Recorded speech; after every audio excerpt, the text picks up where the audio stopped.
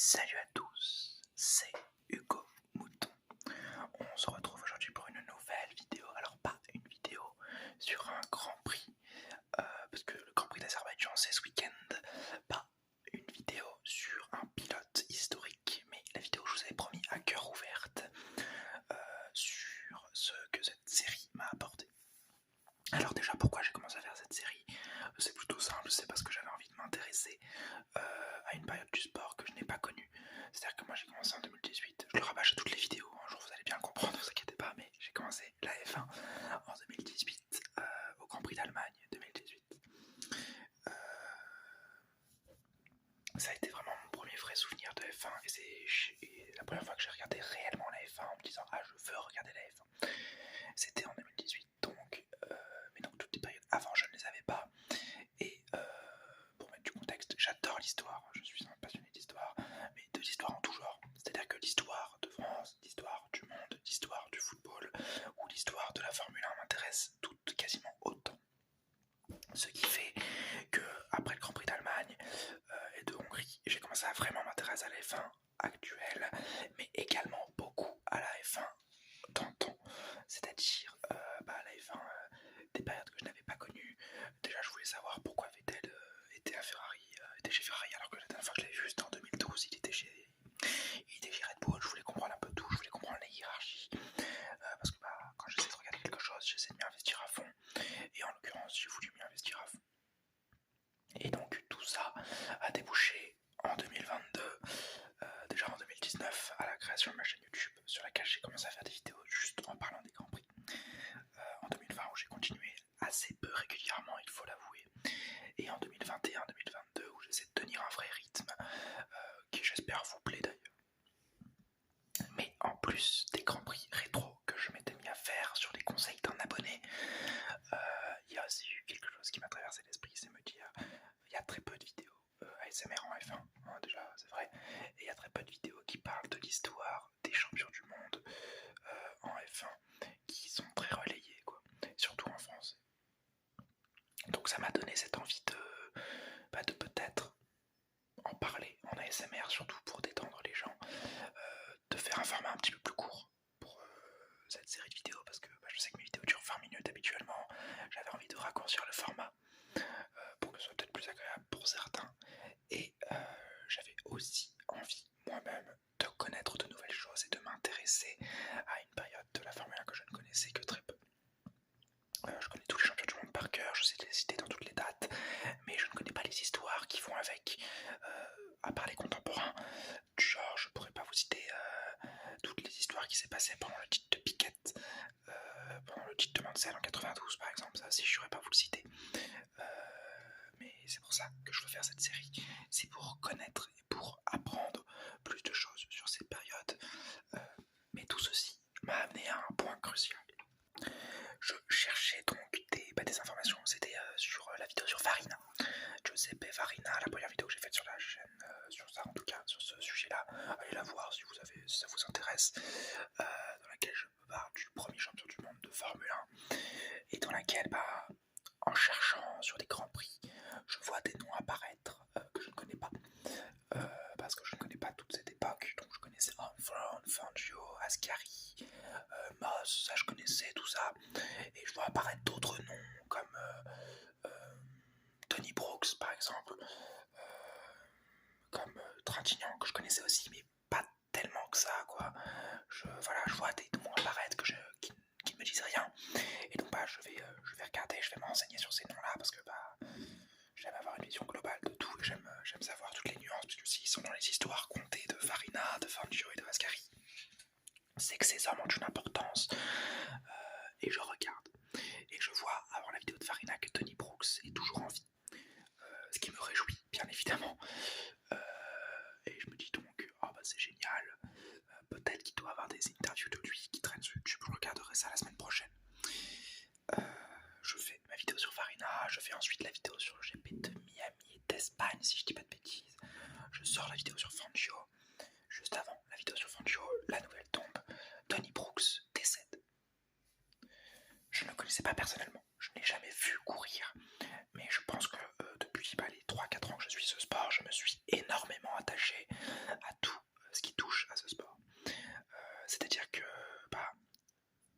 la mort d'Antoine Hubert, je l'ai vécue. Aujourd'hui, on parle d'Antoine Hubert. J'ai la gorge qui se noue et j'ai un qui monte aux yeux. L'accident de Romain Grosjean, j'étais pas bien devant mon écran. Et toutes les blagues, bon, qui sont très marrantes pour une certaine partie de la population, sur Niki Lauda, sur Ayrton Senna, c'est quoi cet art préféré, cet art au mur, ça me fait pas rire. Personnellement, c'est mon humour à moi. Quand ça touche à quelque chose que j'aime beaucoup trop, ça ne me fait pas rire. C'est pas pour autant que je vais dénigrer les personnes qui les font, moi je m'en fiche. Vous rigolez de ce que vous voulez, mais pas de ça avec moi. Moi je ne rigole pas de ce genre de vanne, de ce genre d'humour. Et ça m'a juste fait prendre conscience, cette mort de Tony Brooks, que les pilotes historiques de la Formule 1 partent un à un. C'est normal, c'est le temps qui fait ça, mais ça me rend triste. Ça me rend triste pour plusieurs choses, dont la première, c'est les anecdotes qui s'emportent avec eux. Par exemple, combien d'entre vous savez que Fangio s'était fait enlever à Cuba en 56, avant que je vous en parle en vidéo?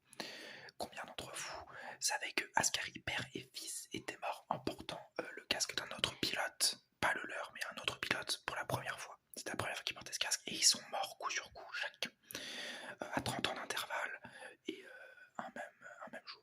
Un même jour, c'était, je crois que c'est le 30, non, le 26, voilà, ils sont morts tous les deux un 26, à 30 ans d'intervalle, pas les mêmes mois, mais voilà, à 30 ans d'intervalle, un 26, ils meurent avec le casque d'une autre personne. Combien d'entre vous le saviez, ça? Combien d'entre vous savent aussi que Stirling Moss a probablement gagné sa première victoire en Formule 1 grâce à la bonté de Juan Manuel Fangio, qui lui a laissé la première victoire, la première place de son GP à domicile dans le dernier tour. Alors c'est officieux parce que Fangio ne l'a jamais avoué, Moss en a joué mais l'a jamais avoué non plus, donc en soi c'est la victoire de Moss. Mais au vu de ce qui s'était passé ce week-end-là, les Mercedes étaient très proches et il n'y avait aucune raison que Fangio perde dans le dernier virage. Combien d'entre vous savez tout ça? Sur juste 50 périodes. Sur 50 périodes, on a déjà 3 anecdotes que je ne connaissais pas avant de m'intéresser à ça. Et je me dis, donc là en l'occurrence Tony Brooks, c'était un pilote britannique aux 6 victoires en Formule 1 et qui lui aussi devait avoir tellement d'anecdotes. Il était le dernier vainqueur des années 1950 et j'ai l'impression qu'avec la mort de Tony Brooks, il y a une page de la Formule 1 qui se ferme parce qu'on n'a plus accès aux années 1950 de non-victorieux. Les deux derniers en date, c'était Moss et Brooks, et les deux sont décédés dans les 2 dernières années.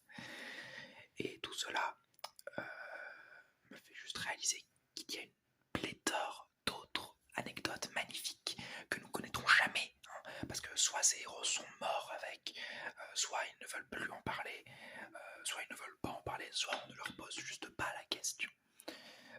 Et j'en suis triste, je suis triste de voir toutes ces anecdotes partir avec le temps. Le temps est normal, c'est normal que le temps apporte les gens. Si on était tous en vie sur cette terre, il y aurait beaucoup plus de problèmes qu'on en a actuellement. Mais la mort m'attriste, et surtout la mort de grands pilotes qui n'ont peut-être pas révélé tous leurs secrets. Après, je sais aussi qu'il y a une part de mystique, et donc que les hommes doivent des fois garder certaines choses pour ne pas entacher leurs images, ce qui est tout à fait compréhensible et tout à fait normal. Mais ça m'attriste un peu de ne pas pouvoir connaître beaucoup de choses de ces périodes qui pourtant me passionnent à un point et que je n'ai jamais connu. Il y a 70 ans d'écart quasiment entre cette période-là et moi, et mon début d'intérêt à la Formule 1, quoi. Donc voilà. C'est une petite réflexion que je me suis faite et qui m'a attristé. Et c'est pour ça en fait je me suis dit, j'ai commencé au plus ancien. Et durant au moins une dizaine de vidéos, voire une vingtaine de vidéos sur les pilotes champions du monde, je vous conterai l'histoire d'hommes qui sont morts, qui sont décédés, qui ne sont plus parmi nous, dont on a des anecdotes à titre posthume, des fois même pas vérifiées par le pilote. Et ça m'attriste parce que j'aurais adoré que, imaginons, Fangio parle encore plus de choses. J'aurais adoré qu'Ascari nous sorte plein d'anecdotes, que Farina nous en sorte également énormément, que Offround, dont on va parler dans la prochaine vidéo, en sorte également. Non, c'est Ascari dans la prochaine vidéo, ensuite ce sera Offround. J'aurais adoré que Offround nous parle aussi de plein d'autres anecdotes sur la Formule 1 de son époque, et même sur les 24 heures du Mans, puisqu'il y a participé, et à plein d'autres événements. Sever qui, en plus français, nous parle d'anecdotes, même s'il a été fauché un peu trop tôt par le destin, et que plein d'autres pilotes automobiles puissent nous parler de leur expérience, en fait, de leur expérience passée. Parce qu'aujourd'hui, on n'a plus qu'une pincée de pilotes qui peuvent nous en parler, mais qui étaient déjà très écoutés à l'époque. Sir Jackie Stewart, il était déjà très écouté à l'époque, même quand il était pilote. Donc ces anecdotes, on va le faire radoter. C'est peut-être pas très intéressant pour lui. Par exemple, j'aurais adoré que Jim Clark lui aussi reste en vie. Ça aurait... tout le monde aurait adoré ça, j'imagine, mais ça aurait été exceptionnel d'avoir les sons de cloche de Graham Hill, Jim Clark et Sir Jackie Stewart s'ils étaient aujourd'hui tous les trois ensemble encore, surtout vu le trio d'amis qui se semblait former. Et donc voilà. Je me pose beaucoup d'autres questions, de toute façon, sur tout ça. Questions par exemple comme est-ce que j'aurai un jour la chance de rencontrer ces hommes que j'admire et qui ont roulé dans un autre temps, est-ce que j'aurai un jour la chance de parler à l'un d'entre eux, et est-ce qu'un jour ces hommes, ou est-ce qu'un jour un homme, même pas faisant partie du sport automobile ou de cette époque-là, aura la chance de pouvoir mettre en archive toutes ces belles anecdotes qu'on ne connaît pas et que pourtant on adorerait connaître. J'en connais pas la réponse, je connais pas la réponse à tout ça. J'adorerais être cet homme, mais il y a beaucoup de choses qui m'en empêchent, comme le fait que je n'ai aucun contact en Formule 1. Mais je sais pas, j'imagine qu'en fait, et moi c'est ce que j'aimerais faire, et c'est à mon avis pour ça que j'ai aussi fait cette série, que je veux la continuer, qu'il faudra parler de chaque pilote, il faudra parler de tous les pilotes victorieux ou non, de ces périodes pour ne jamais les oublier et pour pouvoir perpétuer un héritage de la Formule 1 qu'on ne connaîtra plus, parce qu'on ne connaîtra plus jamais cette époque. Et à la fois j'en suis très heureux.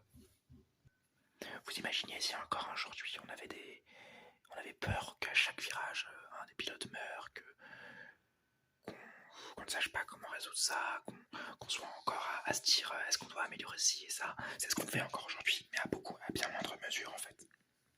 Parce qu'on a déjà des normes de sécurité beaucoup plus importantes qu'à l'époque et on a moins cette peur là. Et donc voilà. C'est une vidéo pas du tout construite, extrêmement à l'aveugle. J'espère qu'elle vous plaît un peu. Et elle n'est pas finie d'ailleurs, je vais continuer un peu à parler. Désolé si elle dure un peu longtemps. Mais voilà.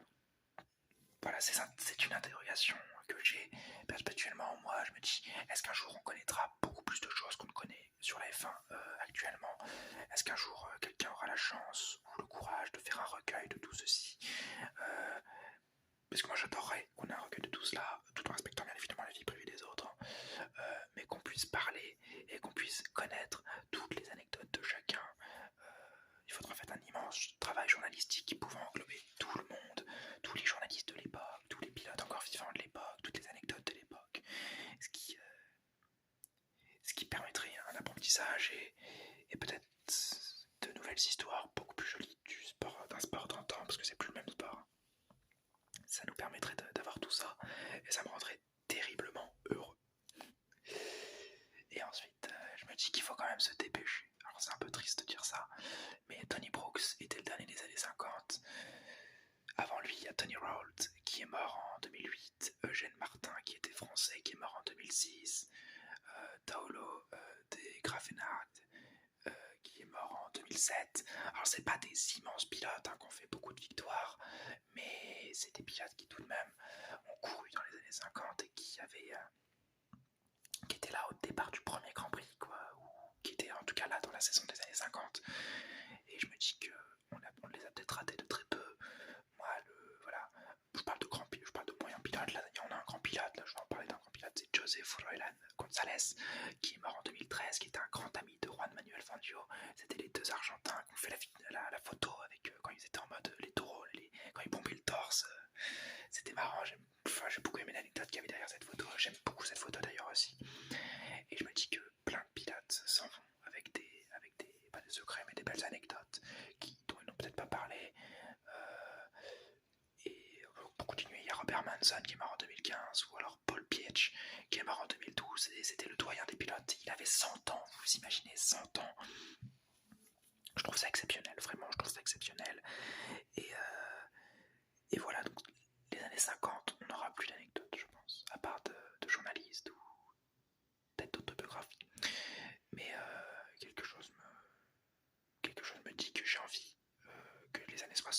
70 et 80, et ben on les documente mieux. On en parle un peu plus avec des gens qui sont toujours en vie et qui malheureusement nous quitteront un jour et plus rapidement que l'on ne le pense, je pense. Regardez, Niki Lauda et Piquet, ils ont le même âge, ils avaient le même âge quasiment. Niki Lauda est décédé à cause des problèmes qu'on lui connaît et de cet accident horrifique qui lui a fait de gros dégâts sur sa santé. Mais je me dis que on pourrait, il faudrait vraiment prendre soin et prendre, pas les déclarations, mais prendre des anecdotes à ces hommes-là, à Piquet, à Prost aussi, qui on ne s'en rend peut-être pas compte, mais vieillit au fur et à mesure du temps. J'ai l'impression de le voir éternel à chaque fois, de l'avoir toujours vu avec des cheveux blancs. Mais il n'est pas éternel. C'est triste de dire ça, mais il faut s'en rendre compte et il faut le plus vite possible essayer de tout comprendre de ces périodes pour peut-être perpétuer un travail d'histoire de la Formule 1 qui sera très utile plus tard, puisque quand ils ne seront plus là, on n'aura plus que nos yeux pour pleurer. Comme moi aujourd'hui, je n'ai plus que mes yeux pour pleurer. J'aurais voulu m'intéresser à la Formule 1 beaucoup plus tôt pour peut-être connaître plus de choses. Ce que je n'ai pas fait, et ce que je ne peux pas me reprocher, parce que je n'avais pas conscience de tout ceci. Mais voilà.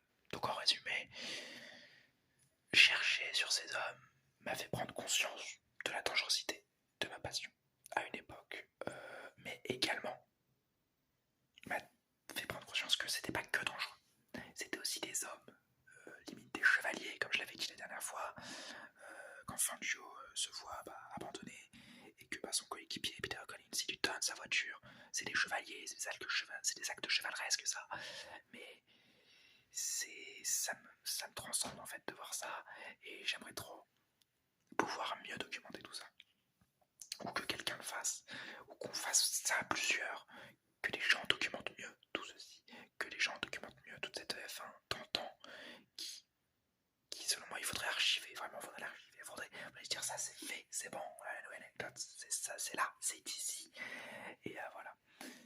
Donc, cette série, au final, elle m'aura fait prendre conscience donc que mon sport a été dangereux à une époque, mais qu'il a toujours été magnifique. Que, en plus de voir des pilotes mourir sur la piste, aujourd'hui on en voit mourir dans leur lit, normalement la plus belle des morts, et ça me fait rendre compte qu'il faut à tout prix qu'on s'intéresse à ces si belles époques si lointaines, et de toute façon au fur et à mesure que j'avancerai dans mes vidéos, j'essaierai de plus en plus de m'approcher d'hommes que j'adorerais voir, que j'adorerais rencontrer. L'exemple de Piquet ou de Prost ou de Jabouille ou de Arnoux. Non, Arnoux, oui Arnoux.